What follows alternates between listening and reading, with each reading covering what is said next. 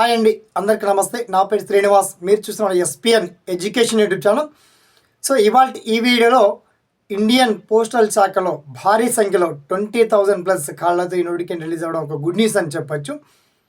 అయితే ఏపీ సర్కిల్లో ఎన్ని కాళ్ళు ఉన్నాయి, తెలంగాణ సర్కిల్లో ఎన్ని కాళ్ళు ఉన్నాయి, విద్యా అర్హతలు ఏం కలిగి ఉండాలి, మరి దరఖాస్తు పెట్టుకోవడానికి లాస్ట్ డేట్ మనకి చాలా దగ్గరలో ఉంది.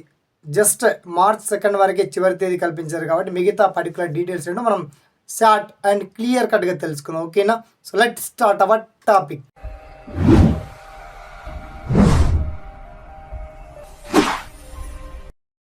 ఆల్ ఓవర్గా మనకు ఇండియా లెవెల్లో ఇండియన్ పోస్టల్ రిక్రూట్మెంట్లో మనకు స్టేట్ వైజ్గా వేకెన్సీ డీటెయిల్స్ అన్నీ కూడా చాలా స్పష్టంగా indian.gov.in అఫీషియల్ వెబ్సైట్లో పొందుపరచడం జరిగింది. ఆ official notification PDF, application form Android mobile నుండి వాళ్ళు మీరు మొబైల్ నుంచి కూడా దరఖాస్తు పెట్టుకోవచ్చు. ఓకే, అయితే ఇక్కడ దరఖాస్తు చేసేటప్పుడు ముఖ్యంగా కావాల్సినటువంటి సర్టిఫికేట్స్ ఏంటి అంటే మీ 10th క్లాస్ మేము ఇంటర్, డిగ్రీ, పీజీ ఎలాంటి అడగలేదు. అలాగే ఏదైనా పీజీడీసీఏ కోర్స్ సర్టిఫికేట్ ఉండి అక్కడ ఆప్షన్లో అడగలేదు.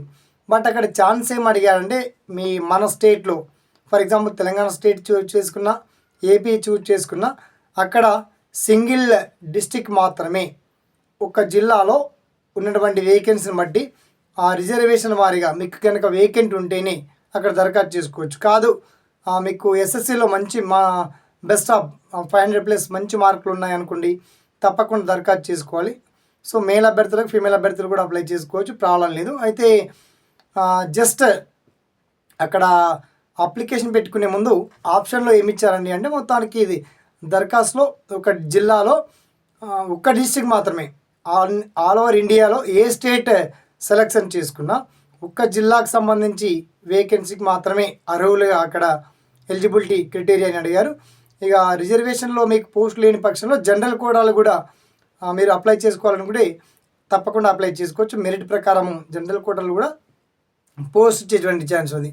సో మినిమం సైకిల్ తొక్కడం, తర్వాత కొద్దిగా కంప్యూటర్ బేసిక్ నాలెడ్జ్ వచ్చి ఉండాలి, స్థానిక భాష పైన కాస్త గ్రిప్ ఉండాలని చెప్పేసి తెలియజేశారు. అలాగే ఫోటోగ్రాఫ్ అనేది ఒక 50 kbpsలో ఉండాలి. సిగ్నేచర్ అప్లికేషన్ ఫామ్ చేశాక సిగ్నేచర్ మాత్రం 20 kbps లోపే ఉండాలి. ఇవన్నీ చాలా సింపుల్గా ఉంటాయి.